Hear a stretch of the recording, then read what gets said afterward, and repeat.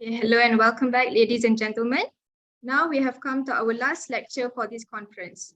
Our next speaker is Professor Giuseppe Lippi, who is a professor of clinical biochemistry and molecular biology and also the Dean of the Faculty of Medicine and Surgery from University of Verona, Italy.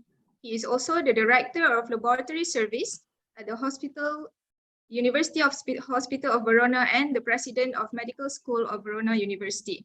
He has published over 2,050 articles in peer-reviewed journals and has made a total impact factor of over 14,500 with H index of 121. He has been awarded with the 2014 Management Sciences and Patient Safety Division Award by the American Association for Clinical Chemistry, AACC, for his outstanding contributions in the field of patient safety in the clinical laboratory and healthcare industry. In 2015, he was awarded with Outstanding Speaker Award by the AACC.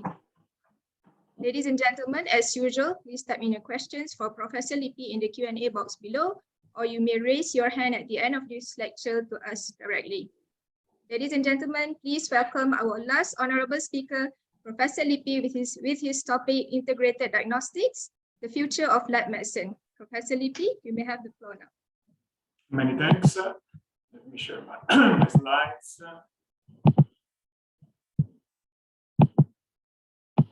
Okay, are you seeing my slides? Yes, Prof. Perfect, thank you very much.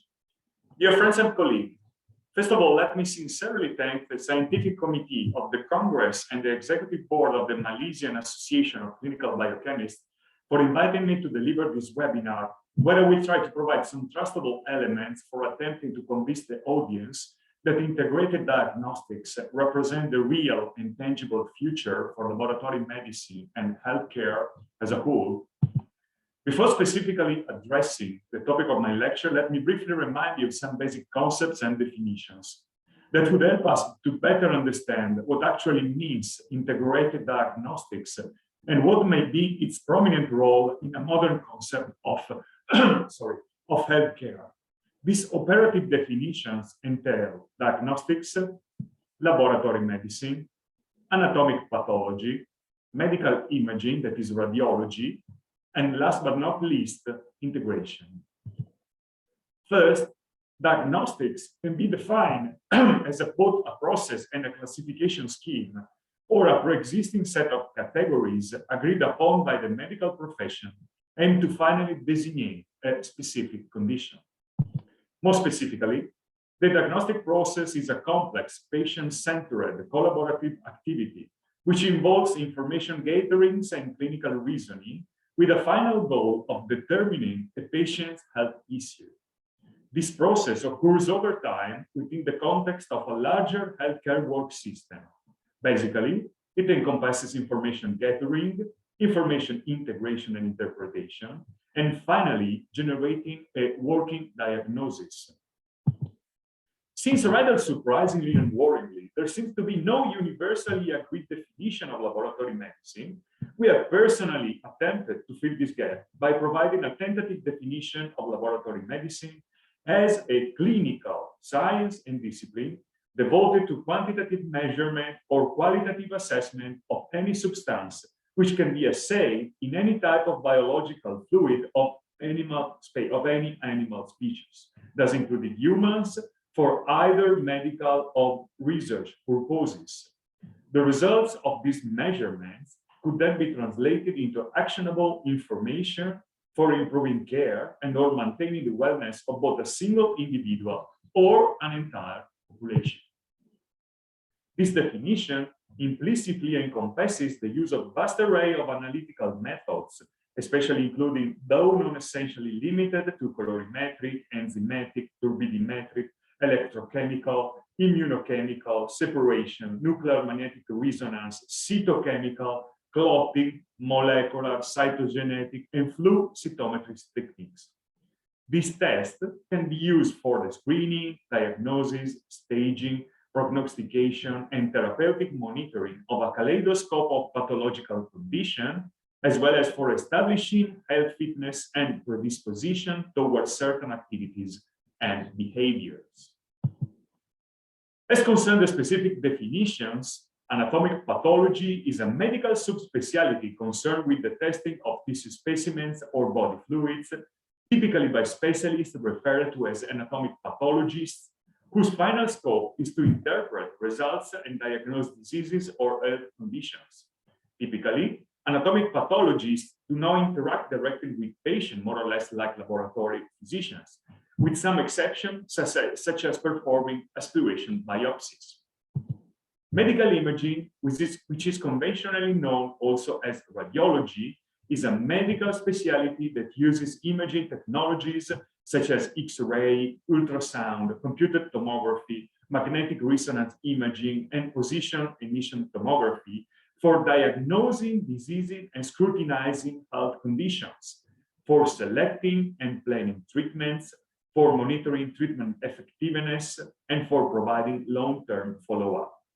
Although the interpretation of the images is typically performed by radiologists, innovative softwares are emerging that may aid test result interpretation. Finally, according to the Cambridge Dictionary, integration could be identified in the action or process of combining two or more things in an effective way. In a modern, actionable perspective, integration is the outcome of a process aiming to stitch together different, often disparate, subsystems, so that the data contained in each becomes part of a larger, more comprehensive system that ideally, quickly, and easily combines data and provides a larger picture than the separate frames. Understandably, integration in healthcare and other complex and multi-domain systems would necessarily require to develop customized architectures or structures of applications and to combine new or existing hardwares and softwares. Thus, merging all together this previous concept, we finally come to the end that is attempting to define integrated diagnostics as convergence of imaging, pathology, and laboratory tests with advanced information technologies, thus carrying the enormous potential for revolutionizing diagnosis and therapeutic management of human diseases. A reliable representation of how this process would work is provided here. We start from the basic and historical concept that laboratory medicine, anatomic pathology, and radiology were actually born as substantially different diagnostic disciplines. In a metaphoric pictures, this area can be figured out as separate silos, as we have clearly learned from their operative definition previously. Nevertheless, in a broader view oriented towards providing a larger picture of patient condition, multidisciplinary convergences are now leading the way to a new frontier that is specifically called integrated diagnostics, since there are many pathological conditions that may substantially benefit from convergence and full integration of these three diagnostic disciplines, as we will see in the following part of my presentation.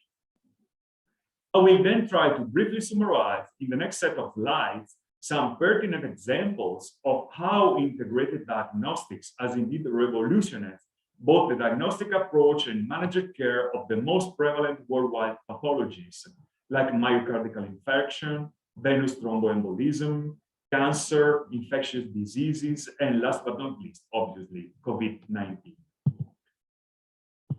According to the fourth universal definition of myocardial infarction, acute myocardial infarction is diagnosing patients with clinical evidence of acute cardiac ischemia with rise and fall or cardiac troponin values at which at least one measurement exceeding the 99th percentile of the upper reference limit. This clear-cut definition poses laboratory diagnostics at the real center of the diagnostic reasoning, whereby patients with suspected infection who do not display suggestive values of cardiac troponins will be immediately and accurately ruled out. On the other hand, however, an increased cardiac troponin value is not only indicative of an ischemic injury, but can be frequently observed in patients with a kaleidoscope of non-ischemic cardiac and extracardiac pathologies. This clearly implies that cardiac troponins have an extraordinarily high negative predictive value for myocardial infarction, up to 99%, but their positive predictive value is often lower than 50%, thus needing additional elements for the interpretation of their values. Although the clinics is always an essential aspect to influence the clinical decision-making, it is undeniable that imaging will provide a very important contribution to the diagnostic approach of patients with suspected heart disease. Coronary angiography has represented for decades the mainstay for identifying or localizing restriction or obstruction in the heart vessels, thus enabling the accurate identification of culprit lesions, prompt establishment of appropriate therapeutic measures such as coronary revascularization, as well as stratification of short and long-term risk of major adverse cardiovascular events, including reinfarction and death. The combination of coronary angiography and cardiac troponin testing seems now virtually unavoidable for improving clinical outcomes and for reducing healthcare costs. More recently, the fourth universal definition of myocardial infarction has first introduced the concept that cardiac and magnetic resonance imaging may also be used for more clearly define the etiology of myocardial injury, thus providing an adjunctive and valuable contribution to laboratory testing and electrocardiography. Interesting evidence has then been provided that this technique may be used for assessing the infection area alone or in combination with cardiac troponins. The accurate and efficient diagnosis of venous thromboembolism is another paradigmatic example of integrated diagnostics. The basic premise for increasing the usefulness of D-dimer testing in a short-stay unit, such as the emergency department, as well as in other less critical healthcare settings, is the inclusion of this test within a validated diagnostics algorithm, where, according to a typical Bayesian approach, its value would be weighted against a clinical pretest probability of disease calculated using a validated score, such as the Wells or revised Geneva scores. Based on the guidelines for diagnosing venous thromboembolism, we have recently published, as you can see in this slide, an algorithm where clinics, laboratory, and radiology need to be strictly integrated to reach the final goal of accurate and safe diagnosis of venous thrombosis. Basically, preclinical probability is estimated initially, followed by D-dimer testing. A negative D-dimer in patient with low clinical probability safely rules out thrombosis, while a negative D-dimer in a patient with high clinical probability or a positive D-dimer, irrespective of the pretest probability, requires further assessment with imaging techniques, namely with lung ultrasonography in suspected vein thrombosis, along with lung CT or ventilation perfusion lung scintigraphy in patients with suspected pulmonary embolism. This approach has been recently endorsed by other associations, such as the American College of Physicians and by the UK National Institute for Healthcare Excellence guidelines. Pathology has remained at the heart of cancer diagnostics for decades, since it has been virtually the unique branch of diagnostic medicine capable to identify malignant disease and defining the type of cancer, the stage, and even the potential therapeutic vulnerability. The main progresses in our understanding of cancer biology, encompassing the discovery of genetic mutation and epigenetics determinants that drive cancer growth, coupled with notable technical advances, have considerably mutated background and role of pathologists in recent years, paving the way to developing relatively innovative diagnostic fields, namely molecular diagnostics and genomic profiling. Diagnostic imaging also plays an essential role in cancer care, participating to the initial diagnosis and then contributing to surveillance, follow-up, and therapeutic monitoring. The third pivotal diagnostic branch, laboratory medicine, is also deeply involved in cancer diagnostics.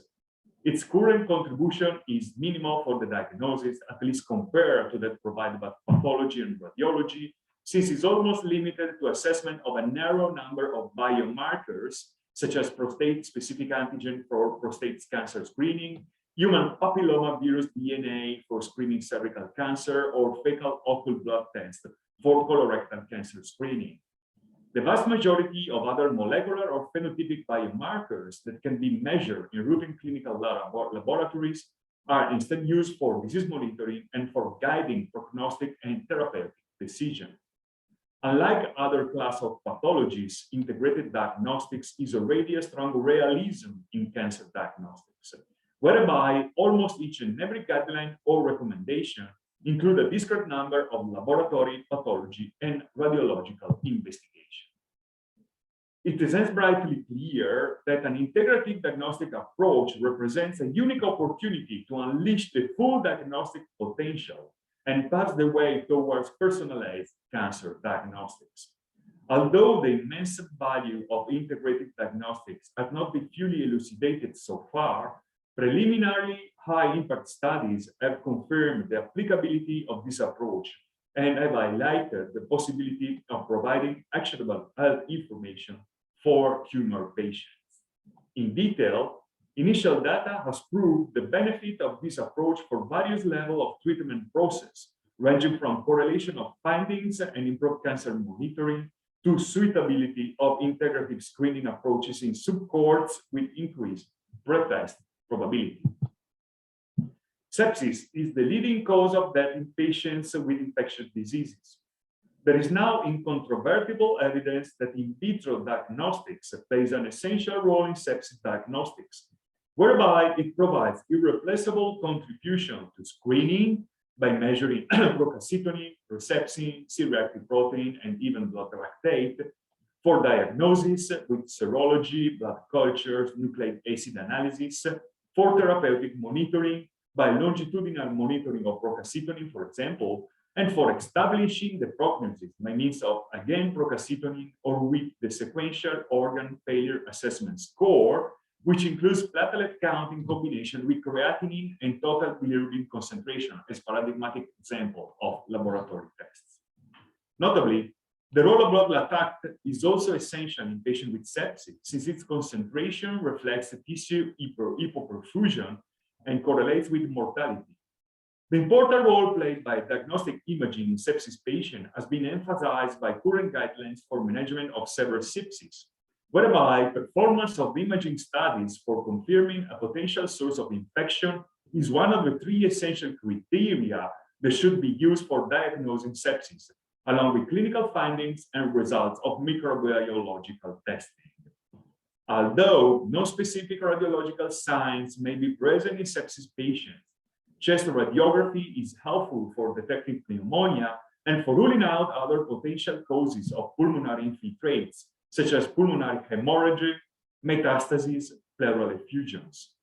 CT scanning or magnetic resonance imaging may also be used, since they are more sensitive than conventional radiographies for detecting a vast array of possible sources of infections in chest, abdomen, and other bodily districts. The role of information technology is also convincingly emerging in sepsis management to bring together all this available information. Recent studies show that lower mortality could be obtained by implementing reinforcement learning for supporting sequential decision-making problem in patients with sepsis. As for previous cases, therefore, a path towards integrated diagnostics is now almost unavoidable in sepsis care. COVID-19 is indeed another paradigmatic and as actual as ever example of the devastating importance of integrated diagnostics. Before specifically reviewing this topic, let me briefly remind you the pathogenesis and clinical course of this life-threatening disorder, which is still disrupting healthcare, society, and the economy all around the world. Basically, COVID-19 is not a clear-cut disorder, but is a gradually evolving pathology characterized by a series of stages sustained by different molecular and biological mechanisms. The disease can be divided in at least 5 different phases, as shown in this figure. while remaining asymptomatic or only mildly symptomatic in the vast majority of subjects.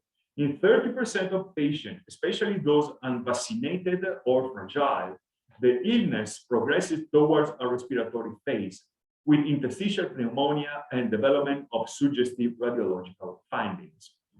An abnormal, almost exaggerated immune response in some patients then justifies progression towards a third phase with development of lung and systemic hyperinflammation and onset of several systemic symptoms due to progressive evolution towards lung and multiple organ injury.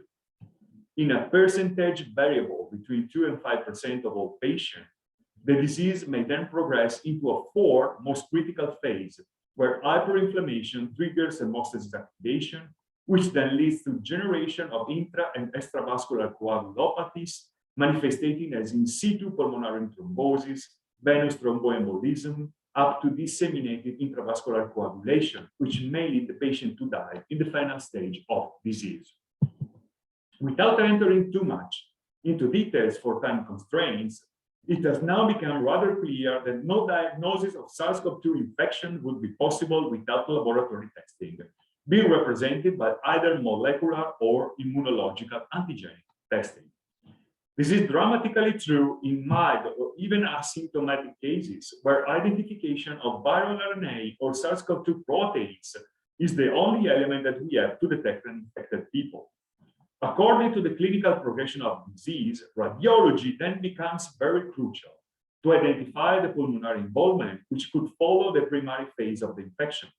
Then, if the subject is unfortunate enough that the disease manifests systemic progression, the combination of several radiological techniques such as CT, magnetic resonance imaging, or echography, coupled with assessment of inflammation, hemostasis, and tissue-specific injury biomarker, becomes crucial for monitoring disease progression and for establishing therapeutic effectiveness.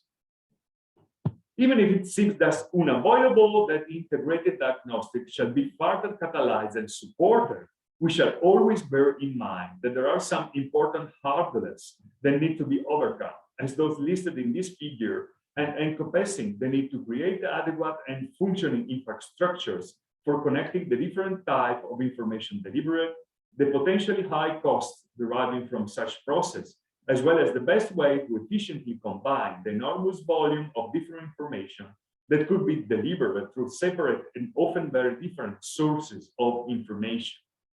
Fortunately, an important route has been traced to overcome most of these issues, and we know now that some possible solutions can be identified. As concerns issues and problems related to infrastructure and information technology, this could be offset by fostering the integration of already existing information systems, by developing new integrated information systems when those currently available seems unadapted, as well as by combining bioinformatics and imaging informatics within a common framework. As concerns issues related to the potentially high cost needed to integrate different diagnostic disciplines, the use of health technology assessment is a fundamental aid for defining clearly and straightforwardly which solutions would be really cost-effective in a modern system of healthcare, thus allowing to abandon wrong roads and concentrating on effective pathways of care. Lastly, regarding issues and problems concerning the many potential problems caused by the huge volume of different information that would be needed to integrate, important aids will come from including or increasing expert comments in integrated reports, from developing and using expert systems and neural networks, from overcoming cultural and political boundaries that still plague many healthcare settings, thus developing multidisciplinary teams, as well as introducing reliable integrated diagnostic algorithms, as we have seen in many previous examples before. In conclusion, each diagnostic discipline, taken separately, has its own specific strengths and limitations. Nevertheless, a systematic integrative approach has the huge potential to make the diagnostic outcome more effective. As we have seen in cancer patients, for example, early diagnosis of tumor recurrence, of early detection of therapy resistance offer the chance to improve the clinical decision making. In an era in which both our knowledge of individual disease profile is constantly increasing, and digitalization allows data to be assessed in an interdisciplinary way, it appears nonsensical to refuse to benefit from advancements attainable by sharing or coordinating different diagnostics activities. It is exactly for this reason, for example, that the European Federation of Clinical Chemistry and Laboratory Medicine and the European Society for Radiology have signed an agreement in 2019, whose leading objective is to boost the mutual cooperation for especially exploring new opportunities in the area of integrative diagnostics. Thank you for your attention.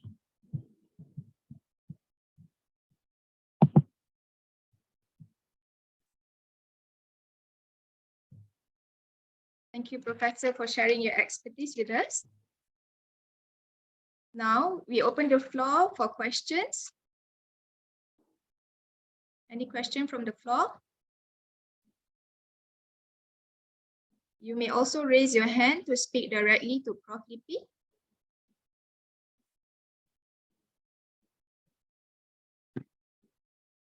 All right, Prof, I have one question for you.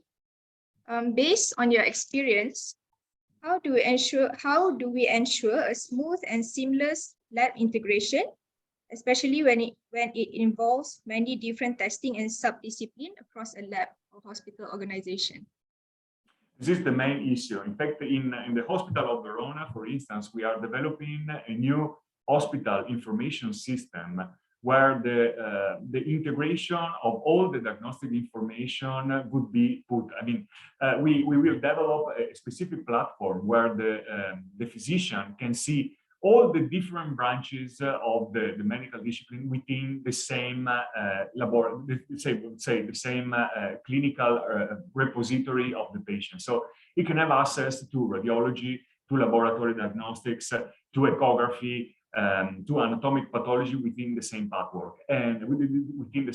and we are also creating the multidisciplinary teams in case multiple consultation is needed at the same time for the patient. And within this platform, we have specifically included a Google Meet or Zoom, depending on the accessibility platform, where we can share our experience and organize a meeting to discuss patient cases. I think that COVID-19 has been a dramatic event for humanity, but we have learned also so much from the possibility to create multiple connection from remote places. For instance, I can now get connected to my colleagues in the anatomic department with Zoom, something that we have never thought before the COVID. We would have met together, and this would have created a lot of organizational issues. So I think that information technology and the dramatic advancement that has represented COVID-19 in remote connection will definitely pave the way to an easier asset to integrate in all this type of information. All right, thank you, Prof. There is one question from Ms. Chua Pek Ham. What is the expected turnaround time for integrated diagnostic? Well, it's obviously longer than each single discipline because, for instance, obviously it depends on the type of testing, because we have two main determinants of the turnaround time. The first determinant is the turnaround time of the specific disciplines. Laboratory tests typically takes, let's say, hours, from minutes to hours, depending on the urgency of the test that is being requested. Anatomic pathology takes a bit longer because you need to perform a type of analysis which is much longer than laboratory testing. So I would say that it depends on the variable of the type of the exam that is being performed, but afterwards the integration altogether of information can be immediate. So my main concern is to speed up the turnaround time of the single test, because then the integration, if you have already an established platform like the one we are developing and we hopefully we use in 2023 in our hospital, then it takes let's say minutes to get all the information together and to get all the different medical disciplines representative all together. All right. Next question is, with automation and consolidation or integration being implemented, The issue of laboratory staff shortage can be reduced. Is this necessarily true?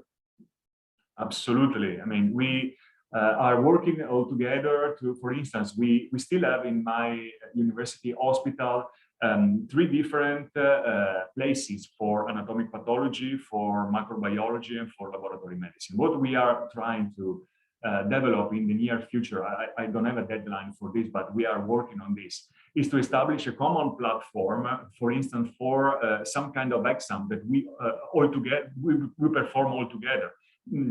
Let's make a clear example: molecular biology. We are performing factor V Leiden in my clinical laboratory. Anatomic pathology are performing a wide vast array of molecular biology tests for cancer diagnostics, and macrobiology is perform molecular biology for every type of pathogen, COVID-19, SARS-CoV-2, rather than HIV or hepatitis, and etc. So what we are trying to build is a common facility where, rather than using, for instance, 3 different next generation sequencing instrumentation, we could put all together these techniques within one instrumentation. And this is absolutely useful in terms of cost containment, standardization of the process, and optimization of the different resources that we are using in the hospital. So to my instances, consolidation is a huge opportunity to optimize what we are doing in our hospital today. The main drawbacks of this is that we should not pursue consolidation as the only objective, because there are some things that can be consolidated, others not. So consolidation is indeed a good opportunity, however, must be developed carefully considering the pros and the counters in each type of, let's say, diagnostic field that you are trying to consolidate. Prof, I think my last question would be, what has the COVID-19 pandemic taught you about the future of lab medicine? Sorry? What has the COVID-19 pandemic taught you about the future of our lab medicine? Well, we have, as I said before, we have learned a lot from the COVID-19 pandemic. I've been asked this question many times before. I do not have a crystal ball, so I cannot really predict what will be the future in terms of the pandemic, because almost every month we have a new variant. Now, I don't know in Malaysia, but here in Italy, for instance, BA5 is 100% prevalent. But it is just temporary, because we know that sooner or later we will have another variant coming out. So predicting well this pandemic will drive us, I don't think it's feasible. What, however, we can be prepared to is that we will need to live together with this virus for quite a long period of time. This is my impression. And we will need to adopt our daily activities to live with this virus, which means that we should not be longer afraid of the consequences of the virus, but I mean, as we have done before for whatever any other type of infectious disease. I mean, influenza 100 years ago has killed more than 50 million people, but we are still living with influenza now. Influenza has not disappeared. So probably with COVID-19, we will follow the same path. The virus will perhaps becomes less and less pathogenic. More and more people will get vaccinated. So the basic impact on health of the virus will be attenuated in the future. But I would make another connected reflection on this issue. As I said before, we have learned a lot from COVID-19, and there has been a dramatic breakthrough in terms of healthcare innovation. Just think of the mRNA vaccines. I just listened last week to a lecture from the CEO of BioNTech, and it is expected that in 2023, the first vaccine against prostate cancer will be in phase 1 clinical trial. And we have never thought of anything similar before, because we have been talking about mRNA vaccines for cancer for 20 years before, and now we are phase 1 trial. So we will need to take a huge opportunity from the evil that has come from COVID-19 and turning this evil into something good for humanity for the future.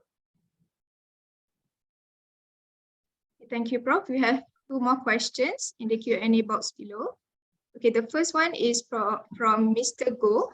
some laboratory may not have full lab discipline. Rather, we may send out tests. Will this hinder integration diagnostic? Well, we know now that we have several opportunities for diagnosing SARS-CoV-2. We have molecular testing and we have antigenic testing. And both molecular and antigenic testing can be divided into two different sectors.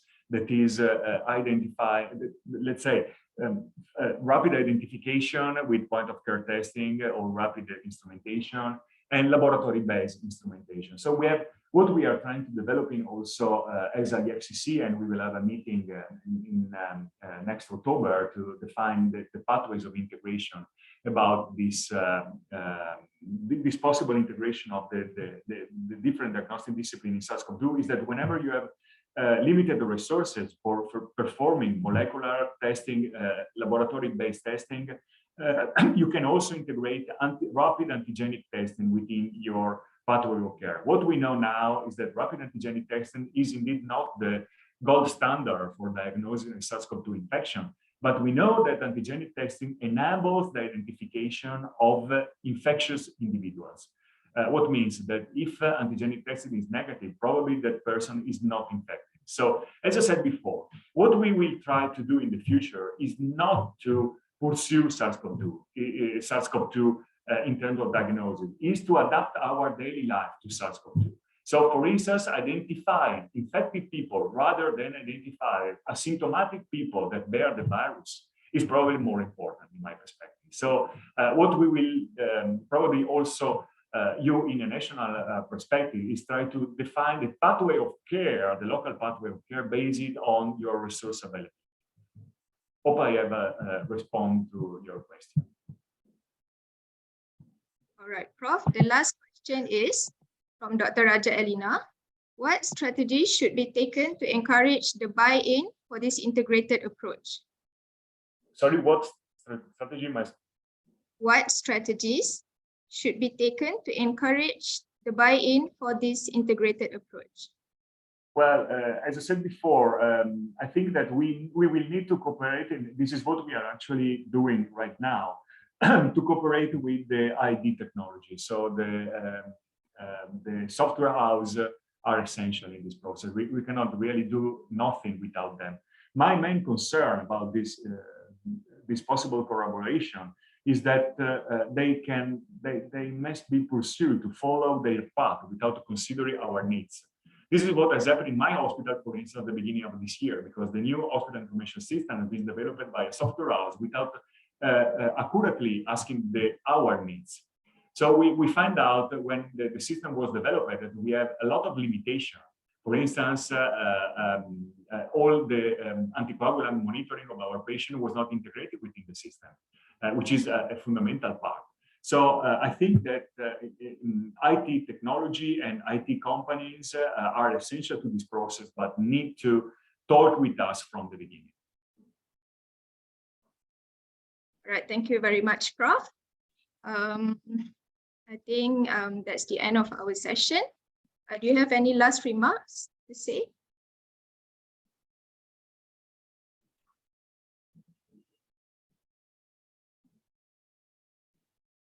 Prof, do you have any last remark or advice?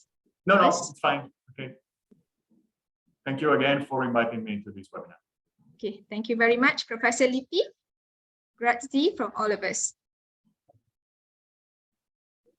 All right, ladies and gentlemen, that is the end of our lectures for the 32nd MACB conference. Thank you very much for your attention. We hope you have learned a lot and enjoyed the presentations throughout the conference. Next, we will be having a closing ceremony where we will announce all the deserving winners for oral and poster presentations. You may leave this session and join the closing ceremony session after this.